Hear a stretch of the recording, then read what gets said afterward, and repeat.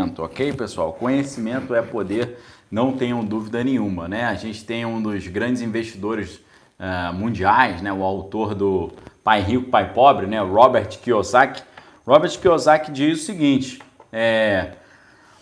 informação é o novo dinheiro, né? Informação é a nova moeda, porque para você fazer um investimento, né? Fazer um grande negócio, você precisa de informação. Então, informação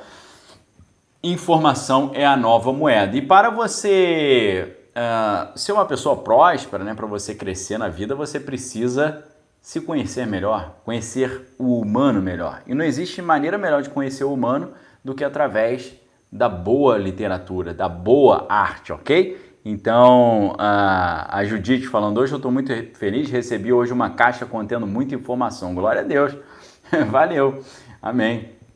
Então, a gente fica muito feliz de ter essas conversas diárias com vocês. Nós tivemos conversas hoje de manhã já. Foi bem legal, gostei muito. A gente falou muito sobre cinema, falamos sobre Orson Welles. E agora a gente vai falar sobre um grande clássico da literatura, que é um clássico meio desconhecido. Mas eu digo para vocês, pessoal, sem medo de estar forçando a barra, que esse livro que a gente vai comentar hoje é um dos livros mais interessantes que eu já li na minha vida, ok? E eu já li uma quantidade razoável dos grandes clássicos da literatura universal, uma vez que eram esses livros que eu colocava como minhas prioridades, né? Os clássicos da literatura universal, como a gente citou hoje, né? A Montanha Mágica, do Thomas Mann, Crime e Castigo, do Dostoiévski, o Charles Dickens, né? Com Grandes Esperanças, o Idiota também, do Dostoiévski, Irmãos Karamazov, Moby Dick, né? Do Herman Melville. Deixa eu ver quem mais. O Vermelho Negro do Stendhal tem aqui atrás também. Mais o quê? Essa categoria de alto nível, né, literário. Então, a gente tem, obviamente, o Salvador Dalí com o seu único livro, que é o Faces Ocultas. Ele não tá... Ele tem outro livro, mas é a sua autobiografia, né? Falando de ficção, assim, né? O seu único romance. É uma obra extremamente interessante, é uma leitura muito agregadora, é uma leitura muito diferente. Vai tratar daquele triângulo que a gente tem falado, né? Da ciência, cultura e espiritualidade, ok? Mundo espiritual, ciência, cultura e o espiritual. Vai transitar no meio dessa tríade, vai transitar no meio desse tripé. E eu tenho aqui na minha mão o meu exemplar, que é um exemplar já muito antigo, né? Ele tá sem a capa, ele tá bem surradinho. E tá aqui, ó, o Faces Ocultas, do Salvador Dalí. Olha que interessante a grafia, tá? Faces Ocultas do Salvador Dalí. É sobre esse livro que a gente vai tratar hoje. E temos até aqui a capa, né, que foi feita pelo Thiago, aqui o nosso designer. Deixa eu pegar aqui a outra versão da capa. Essa aqui que é a capa vertical. Então o nome desse livro é Faces Ocultas. É um livro muito interessante, uma vez que ele vai se situar no final ali da Segunda Guerra e no início, no final não, vai tratar do fim da era antes da Segunda Guerra Mundial, daquele mundo que acabou saindo de cena com a Segunda Guerra Mundial. Então, é um livro muito interessante que vai tratar mais ou menos desse período histórico aí que a gente estava vendo, ok? Desculpa, pessoal.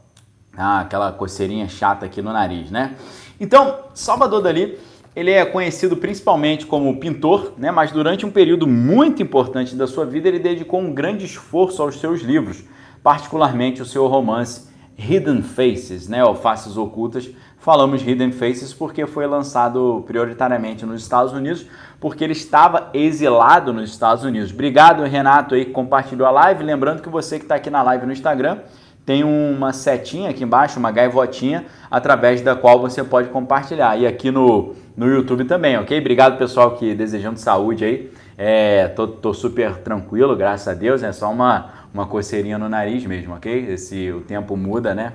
Dá essa coceirinha aqui de leve. Então, todo mundo conhece, né, Salvador Dalí como um grande pintor, mas ele dedicou uma boa parte da sua vida para esse trabalho literário, né? através de uma leitura, né, atenta desse romance, né, você tem muitos elementos novos para entender melhor toda essa cosmogonia ali de Salvador Dalí, ok? E nesse livro ele cumpre uma espécie de profecia que um grande amigo seu havia feito, que ele seria também um grande autor, que foi o Federico Garcia Lorca, né? Então, em 1943, 2 anos depois de publicar a sua autobiografia, que foi um grande sucesso, Dalí assumiu o desafio de escrever esse livro Faces Ocultas, né?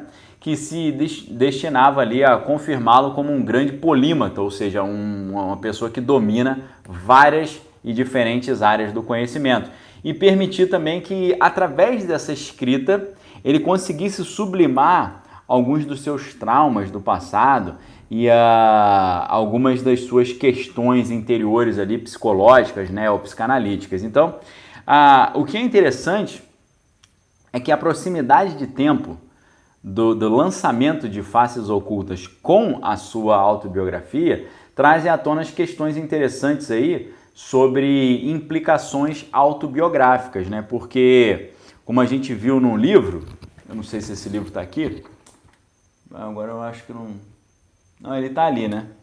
Ele está ali, deixa eu pegar ali. O Valdeci Bispo está na área? Cadê o Valdeci Bispo? Ô Valdeci, vou pegar ali, hein? Sente só. Para quem acha que a estante é Somebody Love, a estante é verídica, tá? Ih, mas não era esse livro não, hein? Peguei o livro errado. É porque o livro é amarelo, é igualzinho. Peguei o livro errado. Eu tava achando que eu tava pegando o The Cryptos Conundrum, né? Na verdade eu peguei o livro Os Homens que Encaravam Cabras. Mas não tem problema não, porque essas imagens aqui eu tenho.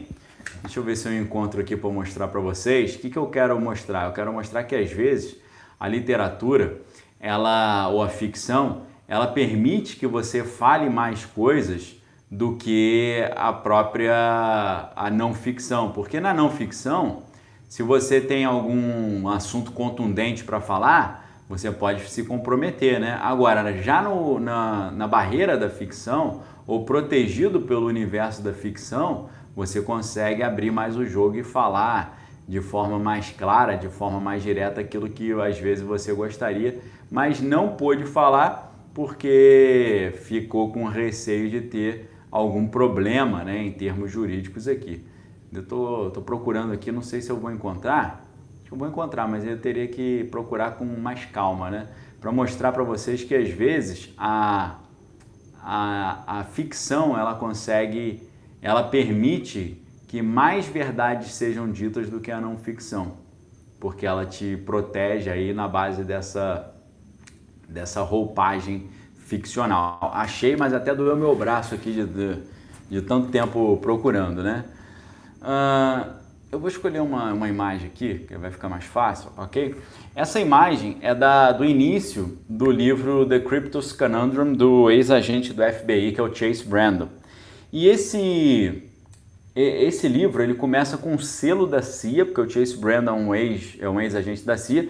Esse livro começa com um selo da CIA falando que o livro foi avaliado e eles não encontraram ali nenhum problema de segurança nacional. Eu nunca vi nenhum livro que tinha um selo da CIA autorizando o livro a ser publicado. Só que depois desse selo da CIA, dizendo que nós certificamos que esse livro não revela nenhum segredo em termos de segurança nacional, aí o autor, que é o Chase Brandon, ele coloca assim: a verdade é tão difícil de dizer que às vezes precisa da ficção para torná-la plausível, tá? Uma frase de Francis Bacon. E depois ele coloca uma frase de Albert Einstein: a coincidência é a maneira de Deus de permanecer anônimo, ok? Então olha só, na primeira folha você tem um selo da CIA dizendo que não tem nenhum segredo de Estado sendo revelado no livro. Na folha seguinte, o próprio autor coloca essa frase: a verdade é tão difícil de dizer que às vezes precisa da ficção para torná-la plausível, e a coincidência é a maneira que Deus usa para permanecer anônimo. Olha que interessante essas duas frases nesse livro. Então, o que a gente vê nesse livro de Salvador Dalí, o Faces Ocultas, é que esse livro tem muitos aspectos autobiográficos e às vezes nesse livro, com essa proteção do universo da ficção, ele pôde falar mais sobre a sua vida, sobre questões biográficas, com mais liberdade do que ele fez na sua biografia publicada 2 anos antes. E aí, quando você olha o histórico, né, de Salvador Dalí, você vai ver que depois de 3 tentativas de viagem aos Estados Unidos, primeira tentativa em 1934, segunda em 1936, terceira em 1939, lá em 1940, o Salvador Dalí, ele desembarca em Nova York, né, para permanecer ali no novo continente por 8 anos, pelos 8 anos seguintes, né? Então você vê que ele está chegando em 1940 exatamente no início do segundo grande conflito mundial, da Segunda Guerra Mundial, ok? Então ele saiu na hora certa, porque o seu amigo Federico Garcia Lorca ficou por lá, acabou perdendo a vida lá no meio da confusão que aconteceu na Europa, ok? Então, desde que partiu de Lisboa, todos os artistas que estavam chegando aos Estados Unidos tentavam assim se esconder da imprensa na chegada, né? Dalí, muito pelo contrário, estava preocupado exatamente em chamar a atenção da imprensa, né? Fazia uma grande propaganda. E o Salvador Dalí era uma figura muito curiosa, porque Pastor Léo aí, obrigado pela força aí, meu querido, um abraço para a família. O Salvador Dalí, ele hoje, se ele estivesse vivo hoje, ele seria além de um gênio da arte, ele seria uma grande web celebridade, com certeza, porque o Salvador Dalí, ele sabia usar muito bem o poder da mídia, o poder de divulgação, ele sabia se divulgar muito bem, e a gente tem uma história assim icônica com relação a esse poder de divulgação dele, porque certa vez, né, o Salvador Dalí é catalão, né, espanhol lá da Catalunha, mas escrevia e falava muito bem francês, né? Porque o catalão é uma mistura, né, de castelhano com francês, faz fronteira com a França, obviamente, só para citar, né, a cidade mais importante da Catalunha ali, Barcelona. Então, você tem uma história muito curiosa do Salvador Dalí na França, e ele vendo pela primeira vez uma apresentação de uma obra do Villa-Lobos, Heitor Villa-Lobos, o brasileiro. E aí, ele, no final da apresentação, ele conseguiu conversar com o Heitor Villa-Lobos e ele falou: poxa, cara, sua música é sensacional, você é demais, você é um gênio, você precisa se divulgar melhor, você tem que vender melhor o seu trabalho, cara. Como é que eu não conheci o teu trabalho? Se você é genial, você é demais. E aí o Villa-Lobos falou: mas como é que faz para divulgar melhor o trabalho? Ele: poxa, é muito simples. Eu estou há 10 anos dizendo que eu sou o maior pintor da história. E depois de 10 anos falando isso, o pessoal está começando a acreditar. É só você dizer que você é o maior músico vivo que existe e daqui a pouco, daqui a 10 anos, o pessoal acredita. Ou seja, ele sabia muito bem trabalhar essa questão do marketing dele, né? Então isso é muito interessante. Então, assim como a Guerra Civil Espanhola levou Dalí a deixar a Espanha e a Segunda Guerra Mundial o fez sair da Europa, o próprio Dalí admitiu que ele tinha medo da guerra, né, e que ele não queria estar perto de nenhuma guerra.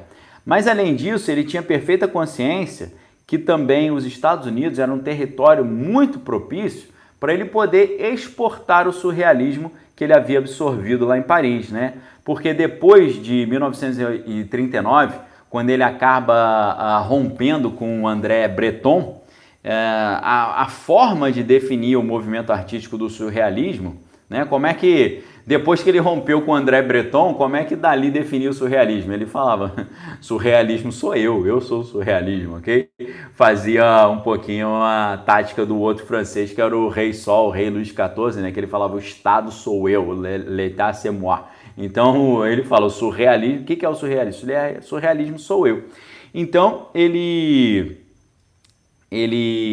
vai lutando economicamente ali desde o início dos anos 30, né? Ele foi expulso da família pelo próprio pai, então ele lutou para ganhar vida ali no início dos anos 30, aprendeu o valor do dinheiro, né? E por isso ele se cerca de um grupo de milionários que lhe desse ali estabilidade econômica, né? E ele se envolvia ali com um grupo chamado Grupo Zodíaco, Então eles criaram um grupo chamado Grupo Zodíaco e cerca de 12 membros, né, concordaram em comprar qualquer pintura que Dalí produzisse ou compusesse, né? Entre eles estava o Caress Crosby e o Marquês de Cuevas. Então ele tinha um grupo de mecenas ali, que era o Grupo Zodíaco, que dava a ele uma segurança para trabalhar. Porque toda obra que ele fazia, todo quadro que ele pintava, os caras compravam. Então ele tinha uma compra garantida. É quase que como se ele tivesse um salário fixo, né? E esses dois personagens, né, o Caress Crosby e o Marquês de Cuevas, esses dois personagens têm grande relevância porque ambos patrocinaram as duas mais importantes obras literárias do artista catalão. O Caress Crosby, ele preparou a chegada do Salvador Dalí aos Estados Unidos e ofereceu para ele a sua mansão, a Hampton Manor, na Virgínia, para que ele pudesse escrever a sua autobiografia que ele usaria para se apresentar ao Novo Mundo, que é a vida secreta de Salvador Dalí. Ou seja, ele já escreveu a sua autobiografia pensando que a sua autobiografia fosse a sua carta de apresentação ou a sua propaganda. Sua autobiografia seria uma espécie de seu perfil do Instagram hoje em dia. É uma maneira dele se divulgar. Ele está chegando nos Estados Unidos em 1940 e está querendo ali divulgar o seu trabalho. E assim, né, durante os anos 40 e 41, ele começou a avaliar a ideia e escreveu sobre a sua vida para fornecer para o público americano instrumentos ali para eles poderem entender o seu mundo, né?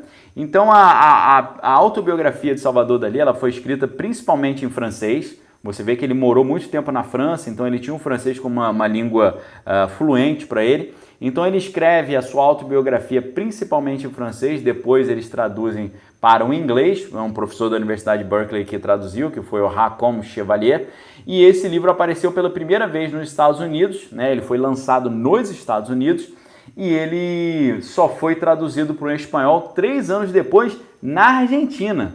Ok? Na Argentina. E só 10 anos depois seria adaptado para o francês num manuscrito lá de 1952, ok? Então, ele teve muita sorte com esse livro, né? Ou teve muito sucesso. O livro foi um grande best-seller e foi muito bem recebido pela crítica porque trouxe muitas inovações para o gênero autobiográfico e muitos instrumentos para entender o próprio movimento surrealista. Então, quando ele escreve a sua autobiografia, ele está nos seus 37 anos de vida ainda, né? Então ele decidiu fazer um outro empreendimento literário, que é o romance Faces Ocultas, que é esse que eu mostrei para vocês aqui. No outono de 1943, então, o Marquês de Cuevas, um aristocrata chileno que se casou com uma rica herdeira americana da família Rockefeller, oferece a Dalí a sua mansão nas montanhas de New Hampshire, próximo da fronteira canadense. Então, um clima muito interessante, né? Muito favorável. A pessoal está perguntando se tem foto do livro aí. Acho que é foto do livro, né? Que vocês estão perguntando. Vou colocar a foto do livro aqui para vocês. Espera aí, não é essa aqui não. É essa, mas essa aqui, ó. Essa aí é a capa do livro, tá? Essa é a capa do livro em inglês. Hidden Faces, mas a capa em português é igualzinha, tá? E aí você tem escrito ali em cima, Salvador Dalí, Dalí's Only Novel, o único romance de Salvador Dalí, Hidden Faces, Faces Ocultas, ok? É obviamente um desenho dele, a capa. Então, em 43, o Marquês de Cuevas, né, que é um aristocrata chileno que casou com uma herdeira da família Rockefeller, Marquês de Cuevas oferece para ele a sua mansão ali em New Hampshire, próxima da fronteira canadense, para ele escrever o seu grande romance que acabou sendo publicado na primavera de 1944. Durante a sua juventude, né, o Dalí já havia mostrado muito o seu talento como poeta e ensaísta. A gente pode ver o seu longo artigo São Sebastián, que foi escrito em 1927, dedicado ao seu amigo Federico Garcia Lorca, né? Ou também um poema surrealista que ele compôs chamado L'amour et la mémoire, né? O amor e a memória. E aí, Garcia Lorca, tanto Garcia Lorca quanto o pai de Dalí, haviam dito para ele que ele tinha um grande talento literário e um grande potencial como escritor. Então ele tenta seguir essa palavra e essa profecia. Então é muito provável que Dalí estivesse só esperando a ocasião certa para ele concentrar toda a sua criatividade na escrita, né? E assim é o que ele próprio explica no prólogo do livro, né? Onde ele faz essa descrição. E onde ele diz que ele queria fazer uma obra literária revolucionária, algo que marcasse a história da literatura e tal. É bem ousado assim, mas você vê que ele promete e ele entrega. Ainda que na época o livro tenha recebido críticas muito negativas dos críticos literários da época, ok? Então, de muitas maneiras, nesse livro, Faces Ocultas, o Salvador Dalí ele presta uma homenagem para o seu amigo Federico Garcia Lorca, que também cumpre essa profecia do amigo, né? E também é importante a gente ressaltar que essa alta consideração que o Dalí tinha pela própria escrita não é algo que era só daquela época, né? Ele manteve isso durante toda a vida. Numa entrevista que ele foi dar muito depois, em 1977, ele ainda estava muito confiante na sua capacidade literária, ok?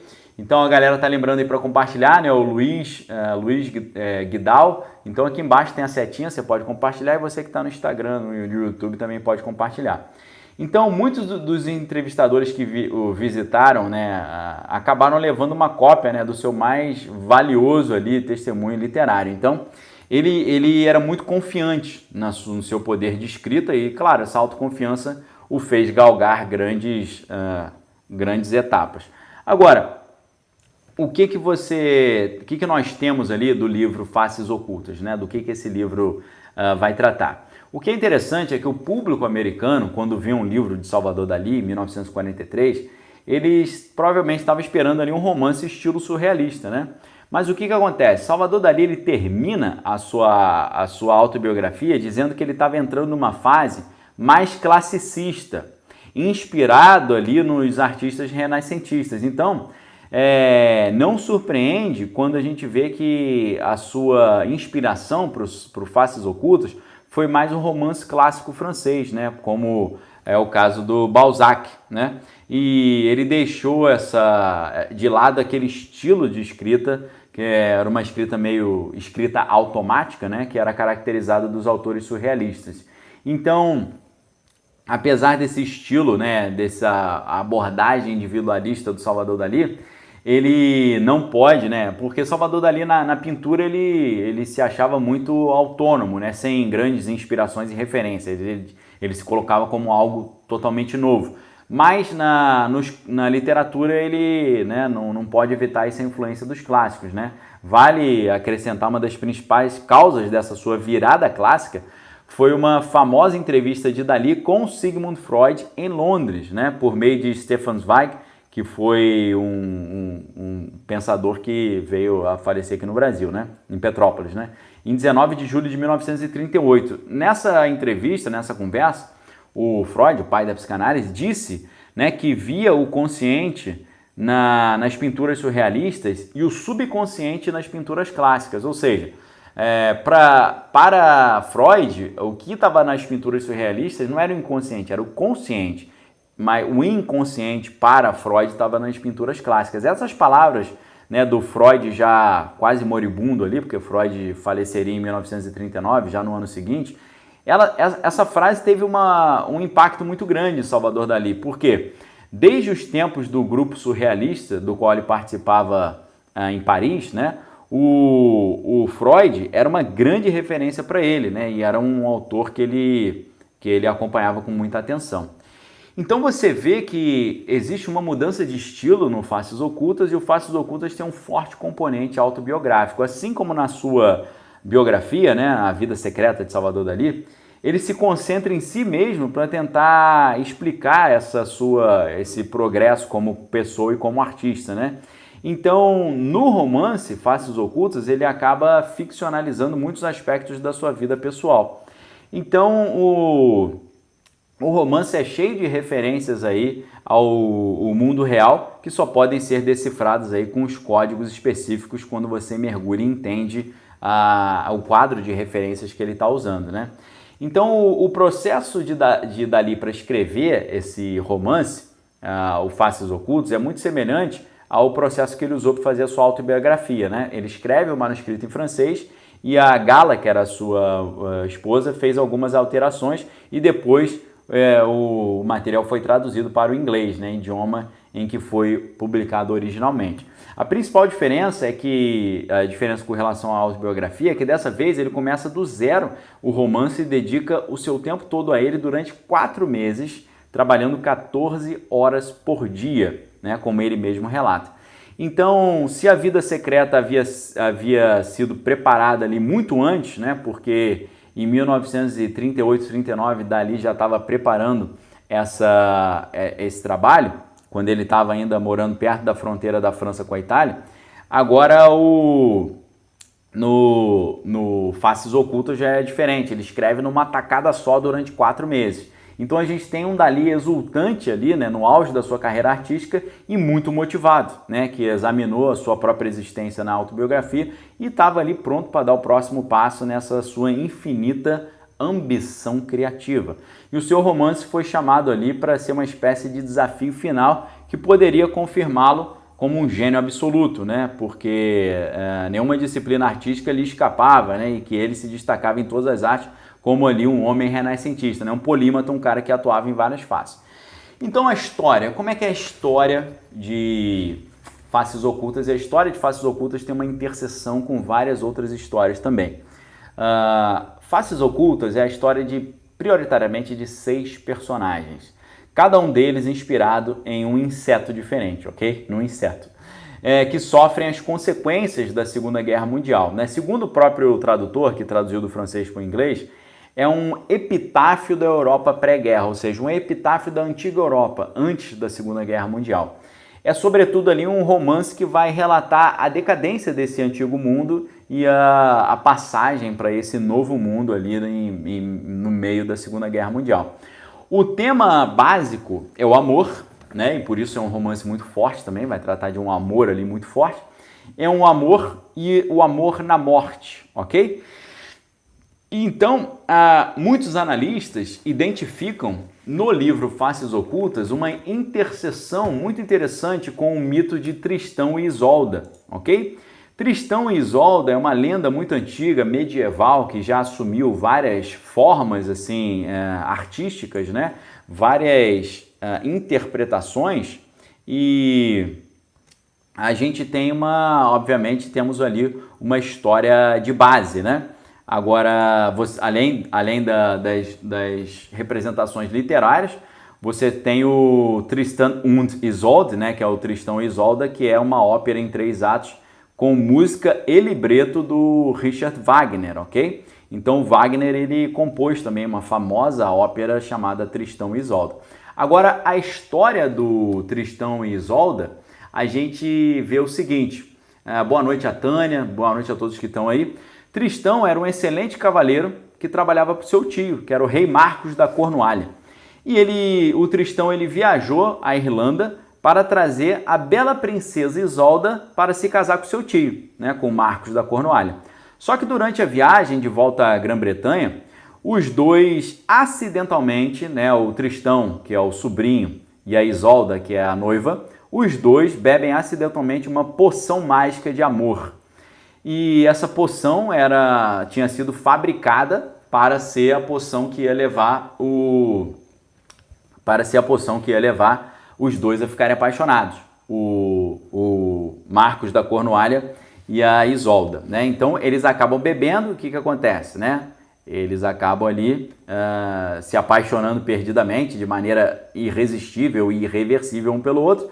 E de volta, chegando lá à corte do rei Marcos da Cornualha, ela se casa com Marcos, né? Mas ela está apaixonada pelo Tristão, então ela mantém com o Tristão um romance que viola, claro, todas as regras ali da época, e o Tristão termina banido do reino, né? E ele acaba casando com outra mulher chamada Isolda também, que é a Isolda das Mãos Brancas, ok? E um abraço para Cândida aí de Macaé. E ele casa com a Isolda das Mãos Brancas, que é princesa da Bretanha. Mas é claro, ele continua perdidamente apaixonado pela Isolda original, né? Então, depois de muitas aventuras, o Tristão é mortalmente ali ferido por uma lança, né? E manda que busquem a Isolda para curá-la de suas feridas. Só que enquanto ela vem no caminho, né, a esposa de Tristão, que é a Isolda das Mãos Brancas, o engana, fazendo com que ele acredite que a outra Isolda que ele ama não virá para vê-lo, né? Então ele morre ali de tristeza e a Isolda, ao encontrá-lo morto, também morre ali triste com a situação, né? Tem um negócio meio Romeu e Julieta. Então a história do Salvador Dalí tem um quê de Tristão e Isolda, né? Do relacionamento entre os protagonistas que são o Conde de Grancel e a Madame Solange de Cleda. E o Salvador Dalí vai apresentar, né, nessa história essa antiga aristocracia francesa, né, porque a Cleda ela é membro da baixa aristocracia e ela é cortejada por muitos cavaleiros parisienses por causa da sua elegância e beleza, né? O Conde de Grancel é da antiga aristocracia francesa e a Solange de Cleda é membro da baixa aristocracia, mas por ser muito bela e charmosa e elegante, ela é cortejada ali, né, e desejada por todo mundo. Valeu, Marcos César, falando aí, né? Obrigado por trazer ao público a alta cultura. Boa noite aí para a Flórida, valeu, é SSMC58. A Tânia falando que assistiu o filme, tem o DVD, né, que é muito, muito sangrento, valeu. Matheus falando dali sempre à frente do seu tempo, com certeza. Então, através dessa personagem Cleda, Salvador Dalí desenvolve uma ideia de uma espécie ali de perversão que começa a ganhar o nome de cledalismo, né? Porque existe uma influência muito grande no Salvador Dalí do Marquês de Sade, né? Tanto Sade quanto Masoch, né? Sadismo e masoquismo.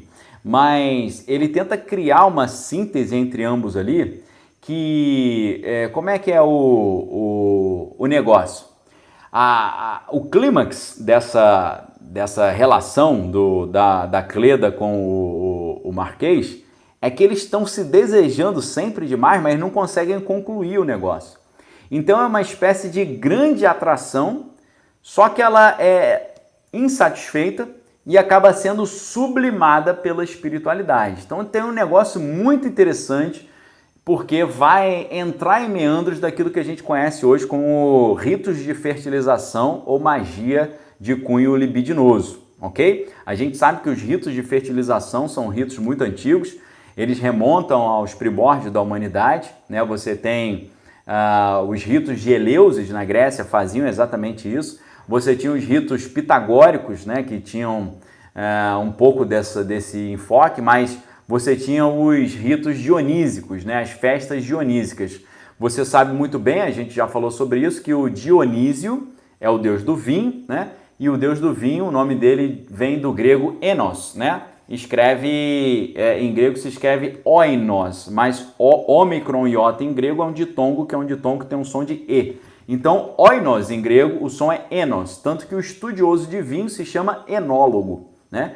Então, a palavra Dionísio vem de Eonísios, o deus do Enos, que é o vinho, ok? Então, o que a gente tem nessa história?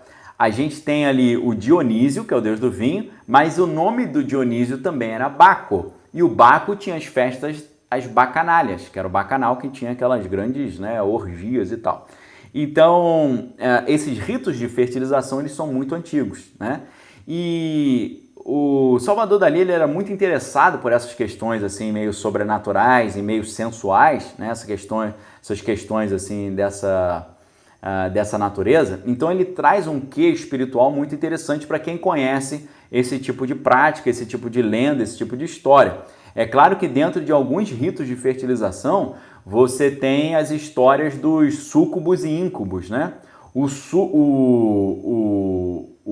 súcubus é o ser espiritual ou o demônio que ele se materializa numa forma feminina. E a sua função é sugar o sêmen masculino. Por isso que o nome dessa entidade, né, ou dessa manifestação é súcubus, porque ela suga o sêmen. E aí depois, em outro momento, essa mesma entidade volta, porém em forma masculina, e ela insemina as mulheres através do íncubus. Então o súcubus é a forma feminina que puxa o sêmen e o íncubus pega esse sêmen humano modificado e insemina, ok? Então era uma espécie de inseminação artificial dentro de um cenário ritualístico que acontecia no mundo antigo. Esse universo aparece um pouco aqui nessa obra, é muito interessante porque A Cleda fica nos Estados Unidos e o Marquês está lá na Europa e eles conseguem meio que ter uma espécie de relação amorosa espiritualmente, fazendo uma espécie de projeção astral ou de desdobramento. Então é muito interessante para quem estuda esse tipo de coisa aí, ok? Gabriel Araújo já está amarrando em nome de Jesus, a gente amarra aqui, mas a gente está estudando o quê? A gente está estudando elementos da batalha espiritual, ok? Isso são elementos importantíssimos para quem está ligado em batalha espiritual. Vide o trabalho do Daniel Mastral, que vai falar muito sobre esses ritos de fertilização.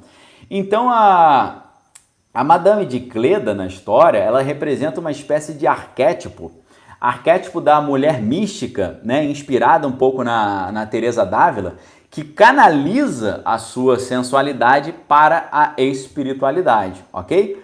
E é inspirado nesses arquétipos que o Salvador Dalí cria esse personagem da Cleda. E o que acontece, né? A gente tem esses personagens principais e a história deles é bem interessante, a história é muito bem conduzida. É um dos livros mais interessantes que eu já li na minha vida, pessoal. Sinceramente, aqui é a minha impressão aqui para vocês. Agora, você tem outros personagens, e outros personagens que são, segundo muitos analistas, interpretações do próprio Salvador Dalí, né? Os personagens, ainda que sejam personagens femininos, também representam o Dalí em algum momento da sua vida, na adolescência, ali na fase adulta, na maturidade. Então, os personagens imitam um pouco ali. Agora, antes da gente entrar nos outros personagens, é importante essa questão do prazer máximo, né? Do prazer sublime, do prazer na morte, né? Porque mistura um pouco o negócio de amor e morte. Isso aqui tem a ver com uma série de outras histórias e tem a ver também inclusive com um roteiro cinematográfico que eu escrevi, porque eu escrevi um pouco inspirado nessas histórias. E eu vou explicar um pouco aqui para vocês, tá? O que aconteceu? Quando eu estava na minha faculdade de jornalismo, na Universidade Federal do Rio de Janeiro, a gente tinha uma disciplina lá, que era uma disciplina chamada... eu fiz 2 disciplinas com essa professora, que é a Beatriz Jaguaribe. Eu fiz uma disciplina que era literatura comparada e eu fiz uma disciplina que era roteirização de obras literárias, ok? Roteirização de obras literárias. E nessa época eu estava lendo esse tipo de coisa. Eu estava vendo alguns filmes específicos e estava lendo Faces Ocultas, estava lendo Uma Aprendizagem, o Livro dos Prazeres, que é o livro da Clarice Lispector, que é sensacional, guarda uma semelhança muito grande com o Ulisses do James Joyce, em menor proporção, obviamente. O Ulisses do James Joyce é um livro de quase 1000 páginas e Uma Aprendizagem, o Livro dos Prazeres, é um livro de 130, 120 páginas. Ele tem o Valdeci, o Valdeci deve estar aí. Uma Aprendizagem, o Livro dos Prazeres, eu não me lembro onde é que ele está exatamente aqui, cara. Eu não vou conseguir pegar aqui, eu acho que o Ulisses, ou Valdeci, porque eu tenho 3 fileiras de literatura separadas, mas eu acho que os livros não estão nessas fileiras aqui. Eu tenho essa fileira de cima, é aquelas 2 do canto ali, talvez vocês não estejam conseguindo ver direito, mas aquelas 2 são as fileiras de literatura e de manual de roteiro, manual cinematográfico, livros de crítica cinematográfica, crítica literária, mas eu acho que eu não estou com esse livro da Clarice Lispector ali não. Então, pessoal, isso foi em 2005, tá? Agora eu estou contando uma história pessoal minha aqui. Agora agora o negócio ficou autobiográfico comigo aqui. Em 2005, eu estava fazendo essa disciplina lá na Escola de Comunicação da Universidade Federal do Rio de Janeiro, estudando jornalismo, fazendo a minha graduação em jornalismo, né? Curso de comunicação social com habilitação em jornalismo. Estava lá na Universidade Federal do Rio de Janeiro, ali na Praia Vermelha, perto da Urca, ali perto do Rio Sul, onde minha esposa estudou também. Ela deve estar online aí, que é a Bárbara, né? A gente estudou junto lá. Estudamos juntos na escola e estudamos juntos na faculdade. Então, nessa disciplina, a professora Beatriz Jaguaribe, ela falou, a gente tem que escolher uma obra literária para roteirizar ou uma notícia. Aí eu falei, ok. Eu perguntei para ela, pode ser um roteiro original, então a gente tem que roteirizar uma obra literária? Ela falou, não. E aí eu me lembrei que nessa época apareceu uma notícia muito estranha, uma notícia muito curiosa, que a notícia era o seguinte, uma notícia, tá? Um fato verídico, né? Uma coisa que aconteceu. É uma notícia muito estranha, assim, que eu olhei e falei, cara, isso dá um filme interessante. Essa notícia era a seguinte, existia um prédio no centro do Rio, que era um prédio usado assim como uma espécie de motel e de casa de prazeres, alguma coisa assim, eu acho que era. Tinha alguns escritórios, mas eles alugavam alguns quartos para o pessoal se divertir ali, ok? A SSMC está perguntando, a Bárbara se formou em quê? Então, pessoal, lá na escola de comunicação, deixa eu fazer uma breve pausa aqui. Na escola de comunicação da UFRJ, a gente tem, que é a ECO UFRJ, a gente tem uma série de habilitações, ok? A gente tem, obviamente, jornalismo, que eu fiz. A gente tem a publicidade e propaganda. Nós temos rádio e TV. Nós temos, eu falo nós porque eu estudei lá também, né? Eu estudei e dei aula lá também. Então, você tem na Escola de Comunicação da UFRJ, que é ECO, S-E-O, Escola de Comunicação da Universidade Federal do Rio de Janeiro, você tem os cursos de jornalismo, publicidade e propaganda, rádio e TV, direção teatral e produção editorial, ok? Enquanto eu fiz a minha graduação em jornalismo, a Bárbara, minha esposa, fez a graduação em produção editorial. E a produção editorial é um curso muito interessante, porque eu acho que vocês já perceberam que eu amo livros, né? Então o curso de produção editorial, ele tem como objetivo formar profissionais que vão atuar na produção, no processamento e na divulgação da informação publicada em qualquer meio, né? Ou seja, meios industriais da indústria de massa ou, né, produção de livros ou revistas ou textos para instâncias digitais, ok? Pastor Marcelo Bigar está na área, seja bem-vindo, Biga, uma honra contar com sua presença aqui. Então, eu fiz jornalismo, ela fez produção editorial, o que foi muito legal, porque logo depois eu comecei a escrever livros e ela começou a editar os meus livros, então foi igual Pokémon, né? Quando junta ali, aí a energia dobra, né? Foi uma díade da força, né? Como diz lá na saga Star Wars, né? E no Matrix também. Então a professora Beatriz Jaguaribe, ela falou, ó, vocês podem fazer um trabalho original em cima de alguma notícia, alguma coisa. Então eu vi essa notícia, a notícia era o seguinte, o pessoal estava nesse prédio, no centro do Rio, isso foi nessa época, em 2005, e eles estavam ali nesse prédio e, de repente, o prédio começou a tremer e a estalar, ok? Começou a estalar e a tremer. E as pessoas sentiram que o prédio ia cair, que o prédio estava desmoronando. Então eles começaram a gritar. Naquela época não tinha muito negócio de celular, né? O iPhone acho que é 2007, se eu não estou enganado. Então o que eles fizeram? Eles começaram a gritar. Aí sai todo mundo correndo, o prédio vai cair, o prédio vai cair. E o que aconteceu? Todo mundo saiu do prédio.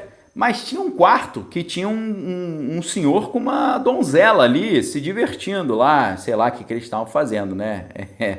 Você usa a sua imaginação. E o pessoal começou a bater na porta. Sai, o prédio está caindo, o prédio está caindo. E eles não quiseram sair. Eles quiseram ir até o final dessa experiência, ok?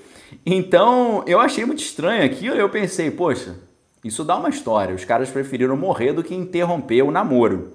Interromper como os italianos chamam de scherzo, que é o divertimento. Interromper o scherzo. Então eles não quiseram interromper o scherzo, preferiram morrer, né?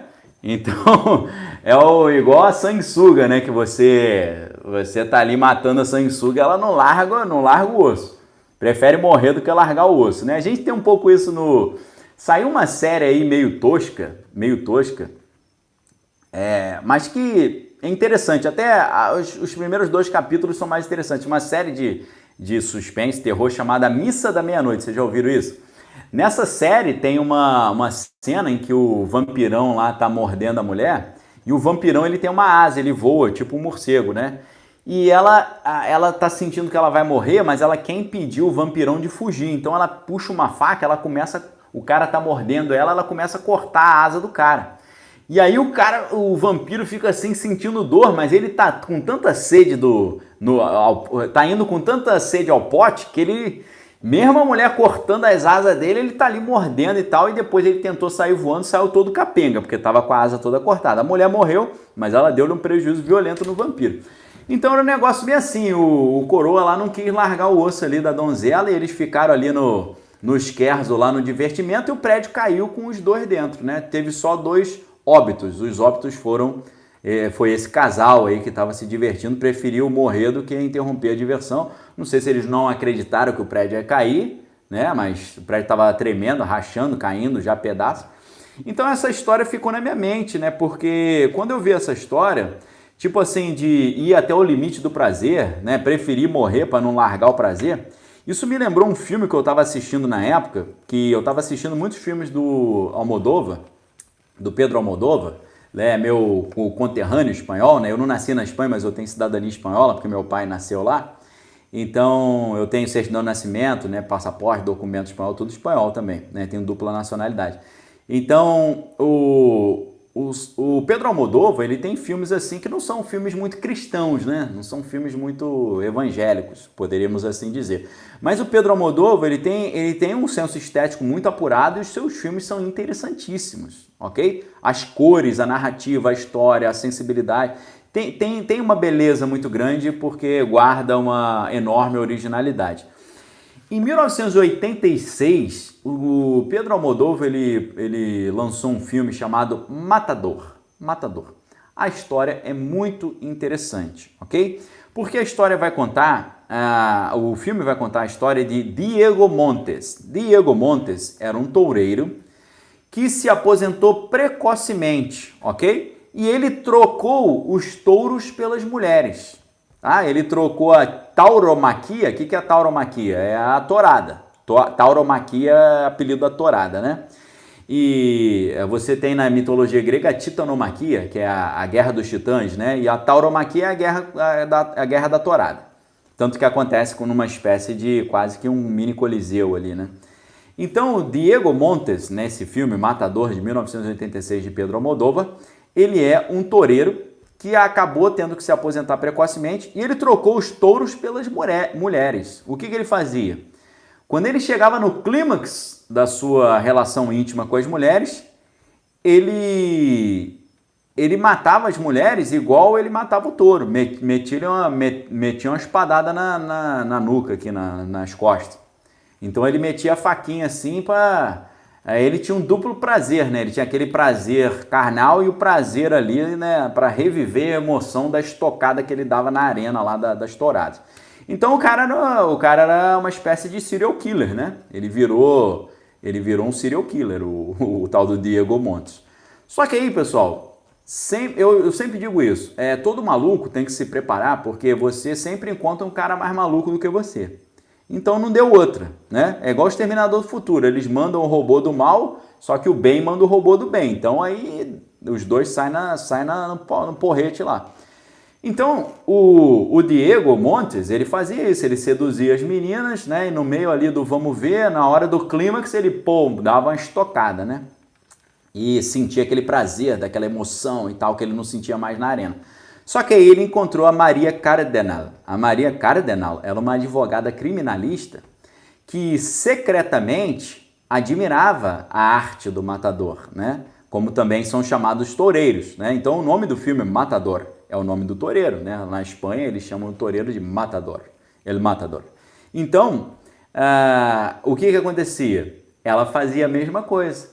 No momento, na hora H, né? A donzela aí, que era uma espécie de viúva negra, ela metia a facada nas costas dos outros também. Na hora que o cara tava, que maravilha, ela ia lá, ela se achava toureira também. Só que aí o que acontece, né? Os dois se encontram, né? A sinopse do filme diz isso, né? No momento culminante do amor, ela mata os seus parceiros, homenageando assim o mítico ritual da tauromaquia. Um dia, esses dois toureiros se encontram. E aí você já imagina o que aconteceu, né? Na hora H, que os dois estavam lá no, oh meu Deus, que maravilha, Um vai ali e quer finalizar o outro. Eu não vou dar o spoiler do que acontece no final, mas a história é mais ou menos essa. Então, quando eu estava lendo o Faces Ocultas, tem um pouco isso também, daquela relação que vai até o limite do prazer, na morte, não sei o que lá. Eu estava vendo esse filme do Matador e tal. Eu estava lendo Uma Aprendizagem, o Livro dos Prazeres o sexto romance da Clarice Lispector, que é um romance de 1969, né? Um livro muito interessante que vai acompanhar a história do relacionamento amoroso da Lori, que é a Lorelai, que era uma professora primária, com o Ulisses, que eu vejo o nome, Ulisses, né, do James Joyce, porque a estrutura de Uma Aprendizagem, o Livro dos Prazeres, é a estrutura muito parecida com o Ulisses do James Joyce, muito parecido, o jeito de escrever, o portmanteau, o neologismo, as palavras inventadas, o fluxo de pensamento, né, o monólogo interior e por aí vai, o estilo muito semelhante, ok? Então, a história de Uma Aprendizagem, o Livro dos Prazeres, eu queria muito pegar o livro. Eu tenho uma memória fotográfica que ele está do lado de cá, que ele está no lugar errado. Mas eu não me lembro exatamente onde ele está. Ele tinha que estar do lado de lá, mas não achei. Mas vamos lá.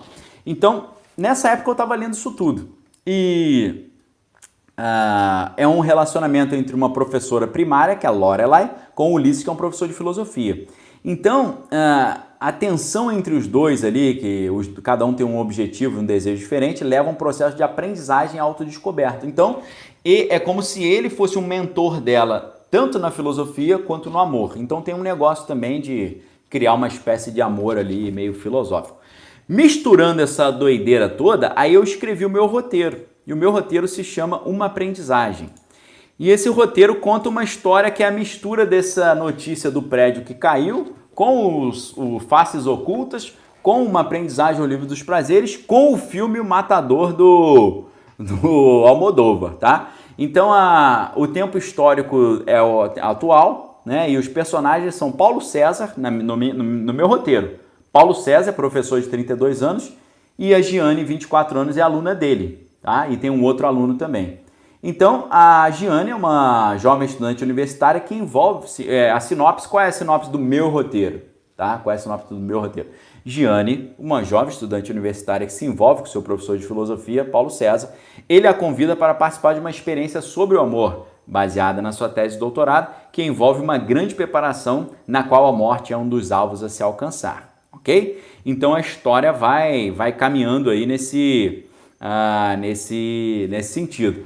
Para vocês terem uma ideia, a primeira fala do professor de filosofia, ele fala assim, ó, eles estão na sala de aula, né?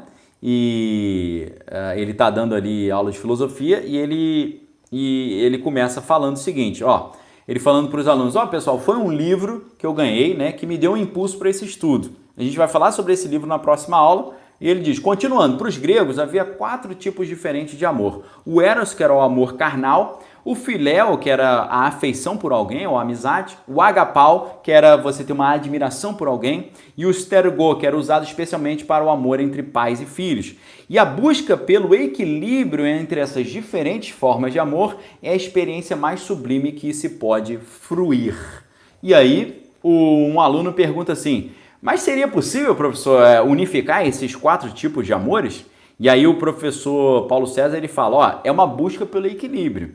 A alma, com relação ao amor, ela se encontra no estado de híbris. Híbris, ou híbris, é desmedida em grego, tá? Uma notinha aqui para vocês. Eu não sou ator não, tá, pessoal? Estou tentando representar o meu próprio roteiro aqui para vocês. Então o professor Paulo César está dando aula para os alunos. Então ele está falando, ó, a maneira de reunir esses 4 diferentes tipos de amor grego é uma busca por um equilíbrio, porque a alma humana, em relação ao amor, ela se encontra em estado de híbris, ou seja, desmedida. No Banquete de Platão, né, na sua obra Banquete, Platão defende que o amor é um dêmon, ou seja, um gênio que serve de mediador entre os deuses e os homens. Sempre acompanha Afrodite porque foi concebido numa festa divina em honra a essa deusa. Você vê que uma pausa aqui. Você vê que o professor Paulo César, ele fala meio complicado porque ele é um professor de filosofia, tá? Então ele tem todo um jargão ali na hora de falar. Continuando. O amor é filho de Poros, que significa recursos, com penúria, que significa pobreza. Assim, Eros é, pelo lado paterno, astuto, sofista, filósofo e caçador. Pelo lado da mãe, ele é carente. Longe de ser um Deus poderoso, é uma força perpetuamente insatisfeita e inquieta. A maneira, portanto, de trazer a alma ao seu equilíbrio inicial deve focar o momento em que ela está liberta dessa prisão material. Essa é a tese maluca que o professor está desenvolvendo. E o aluno curioso, esse aluno, você pode pensar, Daniel está achando que ele é o professor. Não, eu sou mais o aluno curioso. Eu sou o cara que faz...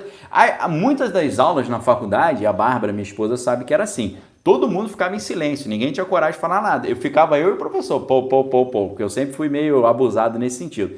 Então o aluno pergunta, e qual que seria esse momento assim, né? Porque o professor falou, né? Para você trazer a alma de volta ao equilíbrio, você deve focar no momento em que ela está liberta dessa prisão material que é o corpo. Aí o aluno fala, mas que momento é esse? Que história é essa? E aí o professor diz o seguinte, só há 2 momentos na vida de uma pessoa que isso acontece. Na concepção, quando o espermatozoide e o óvulo produzem a anfimixia, ou seja, a entrada da alma no ser material, quando o espermatozoide entra no óvulo e a alma vem e entra naquele corpo que está sendo gerado. E na véspera da morte, quando a alma está prestes a deixar o corpo. Aí na história, o professor Paulo César, ele cita o filme O Matador, quer ver? Aí ele fala assim, no filme O Matador de Almodóvar, há uma busca nesse sentido. O filme tem como tema fundamental os instintos humanos. Retrata-se a obsessão de um famoso toureiro pela morte. E nela busca esse limite do prazer, seja humano, seja animal. O toureiro se envolve com uma mulher que tem a mesma obsessão e eles decidem juntos ali o seu próprio destino. Aí o aluno, em tom irônico, ele fala, valeu professor, obrigado pela dica, assim, zoando, né? E aí o professor fala, de nada, valeu pessoal, por hoje é só isso, para a próxima aula a gente vai debater então o livro que inspirou a minha tese de doutorado, ele se chama Faces Ocultas, de Salvador Dalí. A livraria da faculdade tem exemplares suficientes para todo mundo, preço bem barato, não se preocupe, bom fim de semana. Então os alunos se levantaram e foram embora, tá certo? E aí a Giane, ela vai falar com ele, né? Ela se aproxima do professor e ela fala com ele, eu pensei que na semana passada no restaurante você estivesse brincando. Quer dizer que essa história sua de amor sublime só pode ser conseguido na morte? Você realmente acredita nisso? Aí ele fala, depende de você. Se você acredita, eu acredito. Falando nisso, que tal você almoçar comigo hoje? Hoje é sexta-feira, não tem aquela sua desculpa que você tem aula de francês, né? Aí ela fala, ok. Então eles vão para o restaurante, né? Aí a cena 3 já do meu roteiro, eles estão no restaurante ali e tal, conversam. E aí ela fala para o professor, a Giane fala, olha só, eu não acredito que você leva a sério um negócio desse. Aí ele fala, eu comecei a levar a sério depois que eu te conheci. Aí ela fala, isso é uma cantada? Aí ele fala, não uma cantada, eu diria um encantamento. Você sabia que a palavra cantar vem da raiz indo-europeia seng, que significa fazer o encantamento? Ela falou, não, mas por que eu fiz essa diferença? Aí ele fala, por que Marx escolheu a Inglaterra para a primeira internacional socialista? Aí ela falou, o que isso tem a ver com a minha pergunta? Aí ele falou, responde que você vai entender. Aí ela diz, porque ele entendia que a Inglaterra, por ter atingido a evolução do capitalismo, estava preparado para a Revolução Socialista. Aí ela fala, ele responde, eu te escolhi pelo mesmo motivo, você está pronto. Aí ela diz, acho que você esqueceu que Marx não teve muito sucesso na Inglaterra não, né? Porque os países que conseguiram implantar o socialismo primeiro eram todos ali de economia rural, né? Como a Rússia e a China também. Como posso saber que você também não está enganado? Aí ele fala assim, a gente não vai saber nunca se a gente não tentar. Ela falou, vou te falar uma coisa, você é louco, tá? Aí ele falou, isso pode durar meses, anos, até a gente estar numa sintonia tal que seja possível essa experiência. Eu já tenho até um lugar escolhido para a gente poder fazer esse treinamento, é perto daqui.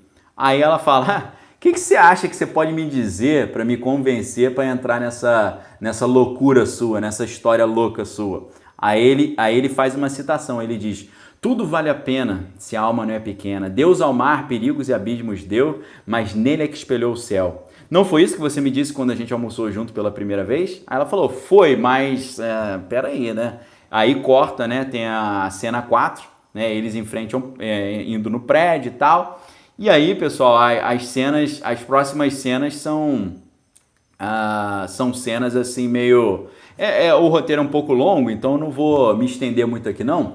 Mas a história é interessante, né? Para mostrar para vocês que em 2005 eu já estava lendo isso tudo aqui, misturando essas histórias todas, misturando as bolas todas e para mostrar para vocês como é interessante o livro Faces Ocultas, porque o livro Faces Ocultas ele faz exatamente aquela transição que eu sempre falo com vocês que é o meu objetivo aqui, que é a transição entre a cultura, a ciência e o mundo espiritual, ok? Esse tripé, cultura, ciência, mundo espiritual.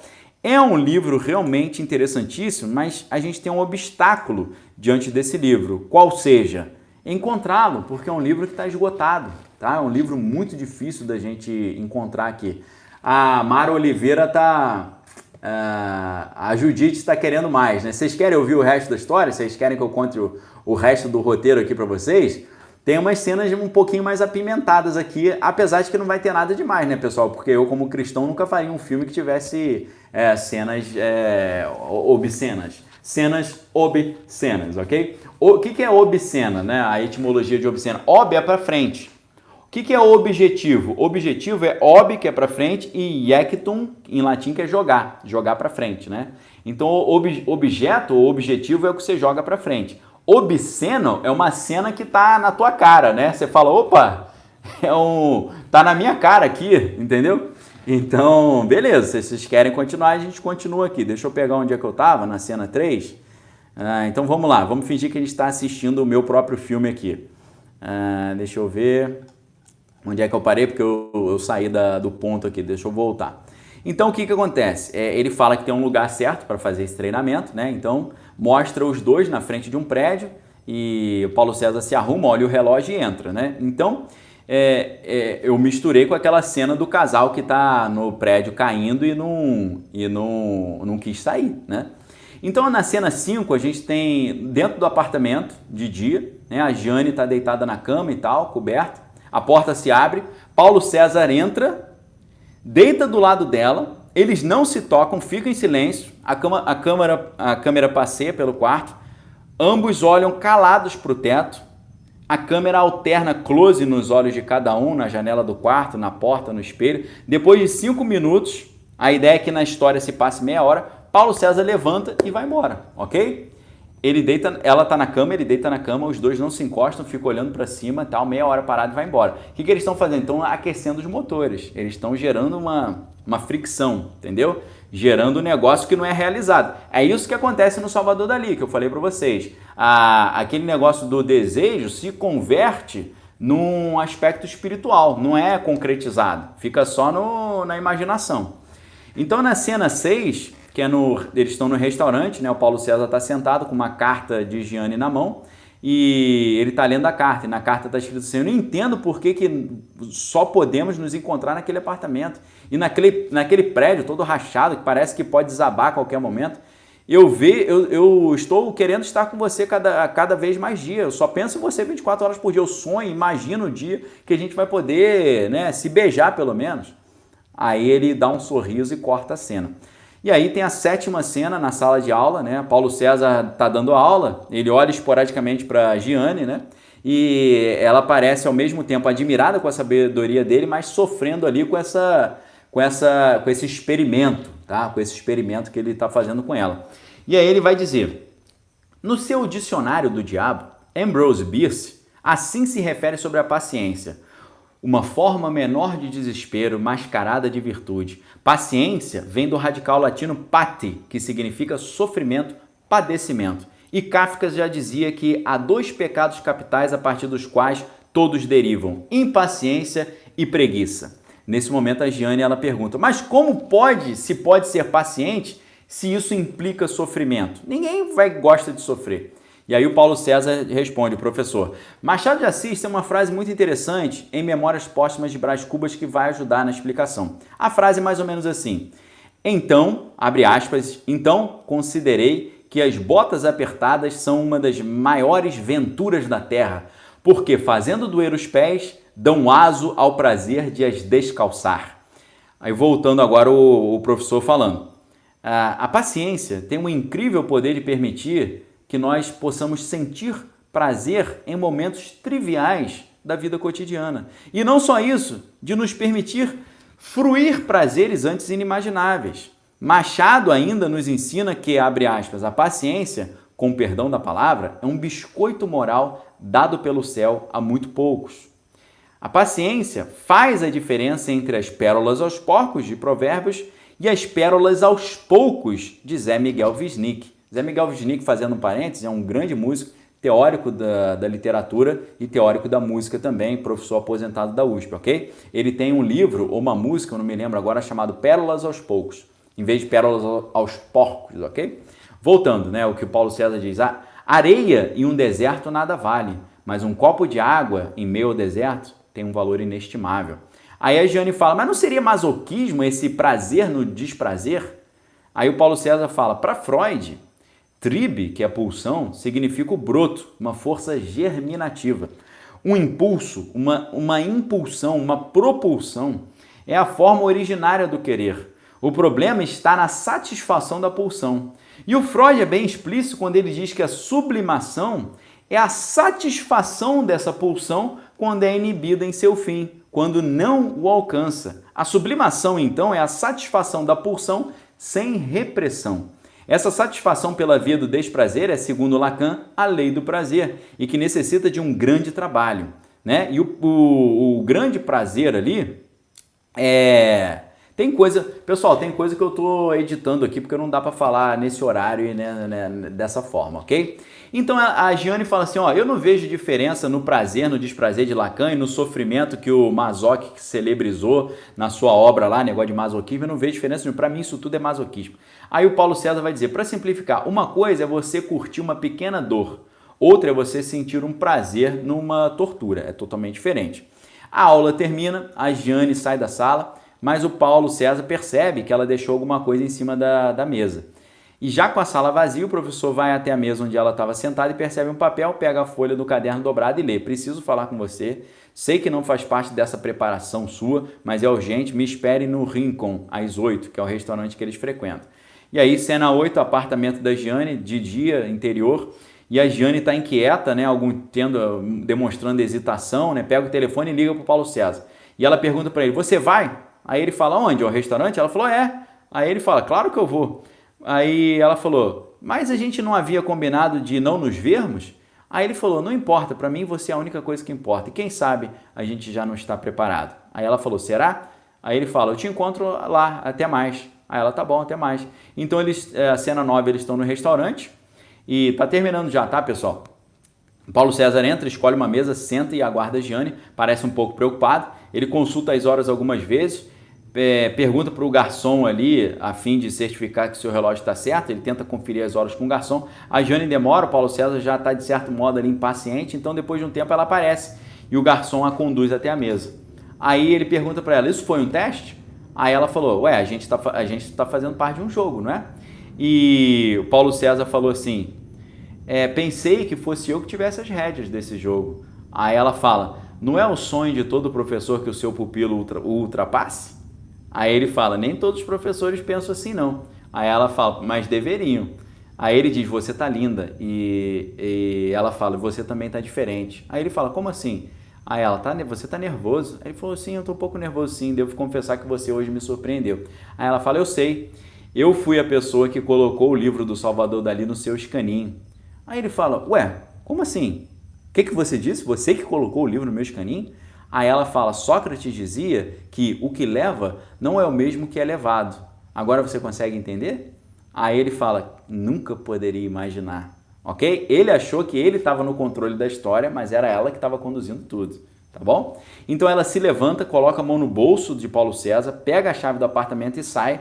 Ele fica lá por um tempo, tentando entender o que aconteceu. Depois ele sai do restaurante também. E aí a cena 10 é a última cena, pessoal. O que acontece na cena 10, naquele apartamento misterioso no prédio meio rachado?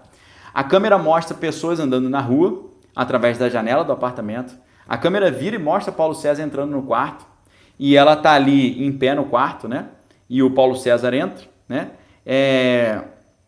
Ele se encosta na parede, ela se encosta numa parede, ele se encosta na outra parede, um de frente para o outro.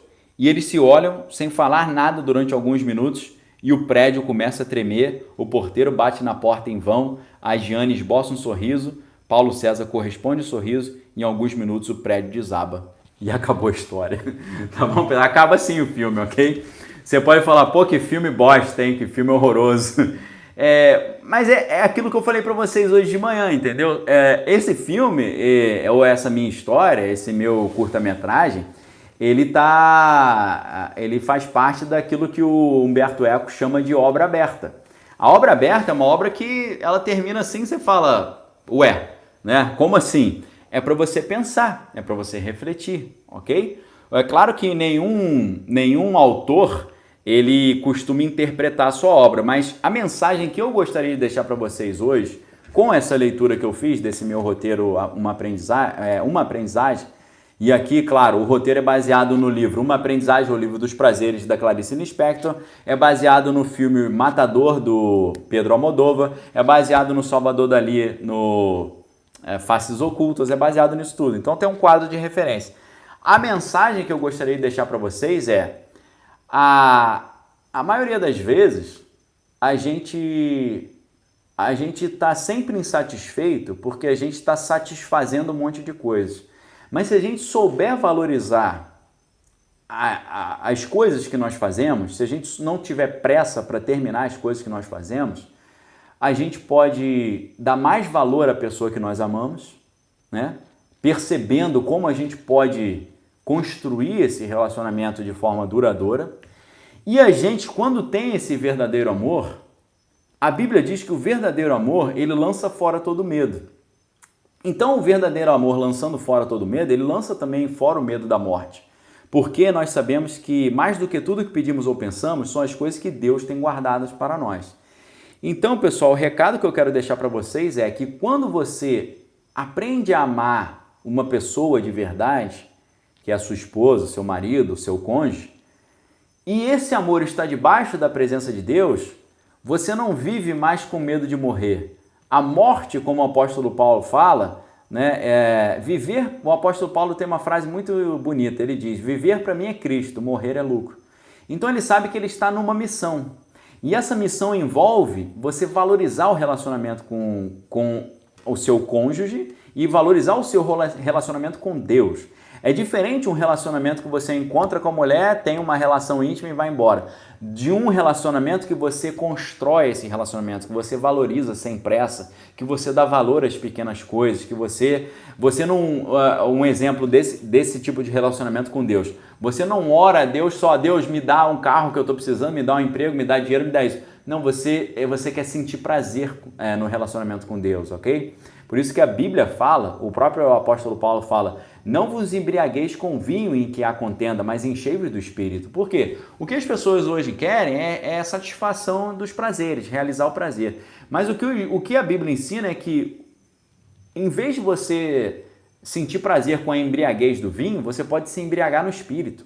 E essa diferença vai te fazer você experimentar o prazer de estar na presença de Deus, o prazer que o mundo espiritual traz. Quando você está num momento de adoração, quando você está sentindo pleno na presença de Deus, quando você sente a presença de Deus, você mergulha na presença de Deus, você rompe a pressa do mundo natural, a correria do mundo natural, e você está construindo um prazer, um relacionamento prazeroso com Deus. E a Bíblia fala, agrada-te do Senhor e Ele satisfará os desejos do teu coração. A Bíblia diz que a verdadeira adoração sobe a Deus como um aroma suave, ou seja, Deus sente prazer quando Ele vê uma adoração acontecendo em espírito e em verdade. Ok? Então, assim, essa é uma camadinha de leitura que a gente poderia fazer dessa minha história.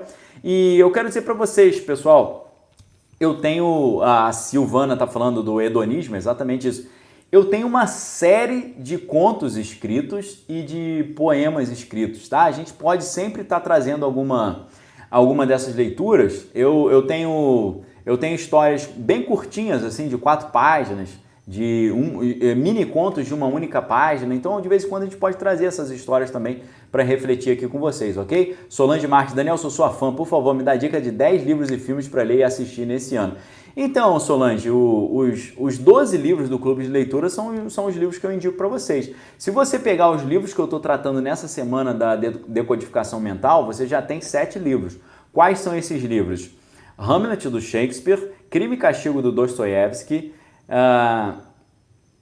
Política, Ideologia e Conspirações, do Gary Allen, hoje, né, o Salvador Dalí, o Faces Ocultas, mas é um livro bem difícil de achar. Você acha de versões dele usado, eu estava pesquisando, você acha de R$90 a R$14. Você acha por R$14 ou R$90. Toma cuidado na hora que você for comprar. Então, depois você tem o Silmarillion, do Tolkien, tem A Nova Era Revolução Cultural, do professor Olavo, e tem o Manifesto do Partido Comunista. O Manifesto do Partido Comunista eu não vou te indicar para ler, porque eu vou estudar o manifesto com vocês para mostrar os problemas dele, os defeitos dele, ok? A Suelma está falando, publica esses contos. Então, é falta de tempo, eu preciso sentar, reunir, dar uma mexida neles, fazer um copydesk, melhorar o texto, e eu já conversei com a editora Sétimo Selo para a gente publicar isso, ok? Então, o Bruno está perguntando, não vai ter esses contos em livro? Vai ter sim, se Deus quiser. Eu preciso só sentar e organizar, ok? Então, falta só isso. E talvez eu tenha que escrever mais coisa para ter um livro um pouco mais encorpado, porque os contos são muito pequenininhos, ok? Então, tem uma série de contos aí, tá bom? Então, queridos, lembro a vocês que as inscrições para o Clube de Leitura Daniel Lopes estão abertas. A gente está nos últimos dias aqui da sua oportunidade de se inscrever. Fica o convite para você vir estudar comigo. Vejam só, né, como a Andréa está perguntando o que você acha do Don Quixote de La Mancha. É um dos maiores clássicos da literatura universal, é um filme de vanguarda. Um livro, perdão. E tudo espanhol, né? Veja que a gente está dando moral para os espanhóis hoje. Salvador Dalí, Pedro Almodóvar e o Miguel de Cervantes. O Miguel de Cervantes, ele foi um gênio, porque todo mundo falava do herói, o herói que sempre vencia no final. O Miguel de Cervantes traz a ideia de um anti-herói, de um herói todo tosco, capenga, um herói que é medroso, entendeu? Um herói maluco, um herói louco. Então o cara tá falando quase que é uma transição de época, né? Ele percebeu uma mudança no Zeitgeist, do espírito do tempo. Então é um negócio assim, muito interessante, ok? Muito interessante. Então, o Wilson Caputo falando, galera, bora pro Clube de Leitura 2022, é excelente. Com certeza, pessoal, é um negócio assim, feito com muito amor, com muito carinho. Eu acho que nessa altura, nessas lives, vocês já perceberam o quanto que eu amo os livros, né? Toda hora eu estou citando diferentes livros, toda hora eu estou comparando, né? Fazendo comparações, né? Você que está no Instagram, né? Para ver o resto da minha estante, tá? A estante é isso tudo aqui que vocês estão vendo aí, tá? Às vezes você vê só um pequeno pedacinho ali da estante e eu tenho outras estantes em outros lugares com mais livros ainda, ok? Então, o Valdeci Bicho está lembrando que, muito obrigado, Valdeci, que na minha livraria tem uma lista top 10, tem os top 10 do Daniel Lopes, tem lá. Tem os 12 livros do Clube de Leitura, tem os 7 livros da jornada da decodificação mental, então tem um monte de lista legal que eu separei para vocês, ok? Os filmes são esses filmes todos que a gente está falando, né? Todo dia de manhã a gente trata de um filme. Amanhã a gente vai falar especificamente sobre o filme...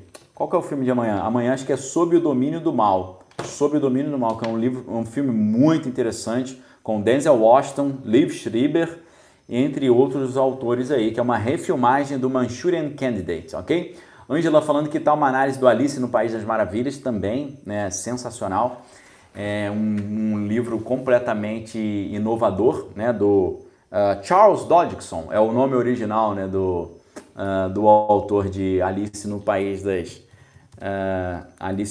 Maravilhas, né? O nome original de Lewis Carroll era Charles Dodgson, né? Lewis Carroll era o seu pseudônimo, né? O nome dele era Charles Ludwig Dodgson.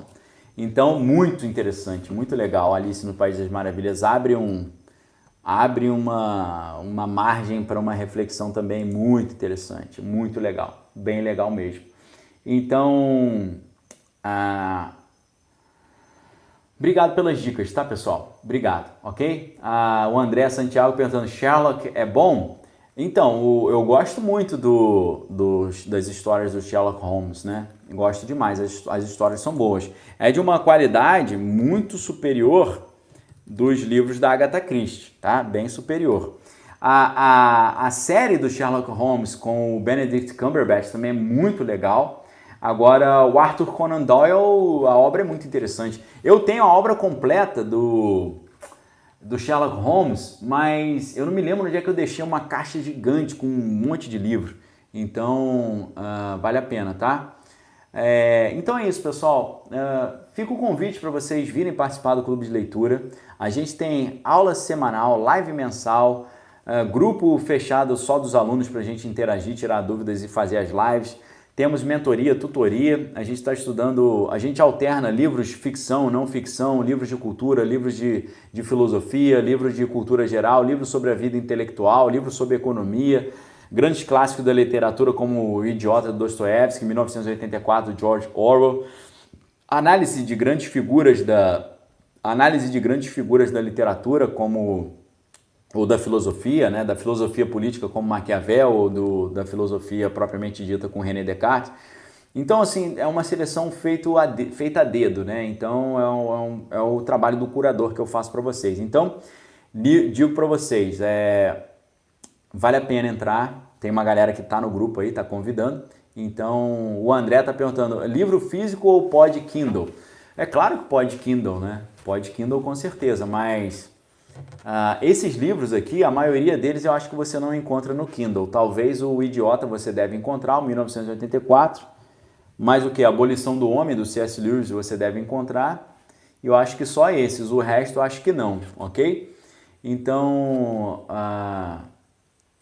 deixa eu ver aqui. Gilberto falando, Daniel, um tempo atrás você falou de um livro que fala do catolicismo. Na verdade, foi um livro que fala sobre os jesuítas, que é o livro Os Jesuítas, está aqui em cima, está aqui atrás, tá? É Os Jesuítas do Malachi Martin, que era padre, assessor do cardeal Agustin Bea, da época do Concílio Vaticano II, ok? Qual livro você indica para a criança que está aprendendo a ler? Essa dica, Isabel, eu vou falar... pega essa dica com a minha esposa, ok? Eu te indicaria as Crônicas de Nárnia, eu acho muito legal as Crônicas de Nárnia, mas minha esposa vai te indicar uma lista enorme de literatura infantil.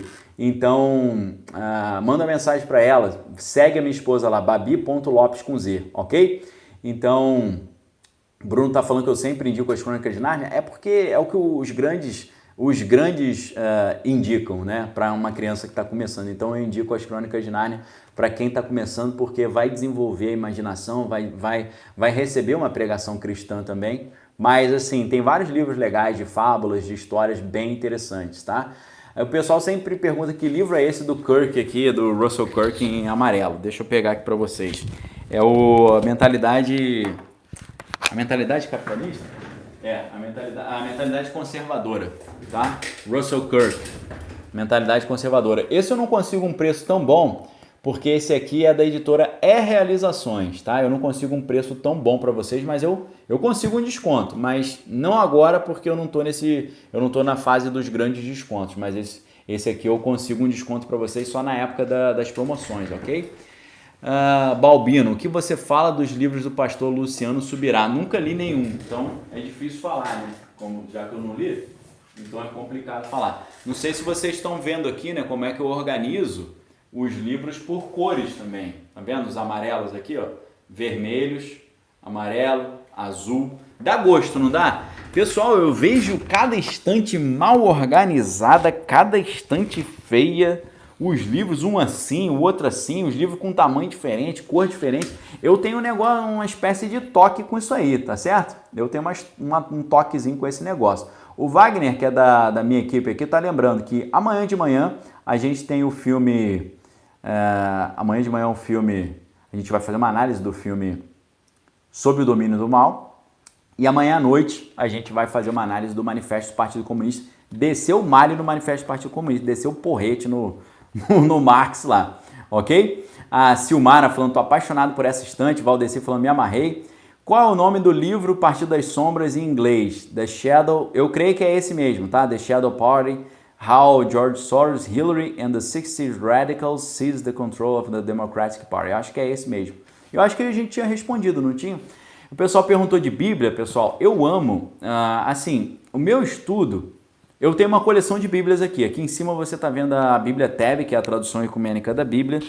Eu tenho... As minhas Bíblias estão em outra estante, que eu tenho uma outra estante onde eu deixo as coisas assim mais queridas, que eu gosto de proteger mais. Mas aqui, pessoal, para vocês terem uma ideia, a gente tem uma tonelada de bíblias aqui. Já que vocês perguntaram, deixa eu mostrar só de curiosidade aqui para vocês. Deixa eu pegar aqui. A gente tem essa aqui. Aí depois eu não vou saber a ordem certa. Deixa eu ver essas duas aqui. Olha só, eu tenho bíblias bem legais aqui. Deixa eu mostrar para vocês. Eu ajudei a traduzir uma bíblia, tá, pessoal? Mas eu não tô com ela aqui. Ela tá naquele lugar das obras onde eu protejo mais, as obras que têm valor sentimental grande. Então aqui a gente tem a tradução ecumênica da Bíblia, TEB, que é uma tradução muito interessante, tá? Comprei assim numa promoção muitos anos atrás. Tá meio sujinha aqui, meio branca. Eu tenho essa Bíblia de estudo de John Wesley, que é sensacional, mas ela... Não sei o que aconteceu, a capa dela deu uma esfarelada, assim, uma coisa horrorosa, meu Deus. Uma Bíblia que eu encomendei lá dos Estados Unidos. Aqui, ó. The Wesley Study Bible, uma Bíblia sensacional, muito legal. Eu sou colecionador de Bíblia, tá, pessoal? Então a gente tem aqui também a nova tradução na linguagem de hoje, essa aqui que é a minha Bíblia predileta é essa, tá? Para ler, a minha Bíblia predileta é essa, eu amo essa Bíblia, ok? A Bíblia demorou 20 anos para ser feita, foi feita por vários estudiosos e intelectuais. Eu tenho essa aqui, a Jewish Study Bible, Bíblia de Estudo Judaica, interessantíssima também, uma peça rara, muito maravilhosa. E eu tenho a New Oxford Annotated Bible, a nova Bíblia de Oxford anotada com a Bíblia, com a versão New Revised Standard Version, with Apócrifa. O que significa? Essa Bíblia tem os livros apócrifos, tá? Os livros apócrifos, deixa eu dar uma olhada aqui, quais que eles separaram nessa edição. Eles colocaram aqui, olha só, The Hebrew Bible, né, os livros históricos, os livros de sabedoria. Cadê os apócrifos? Os apócrifos ou deuterocanônicos.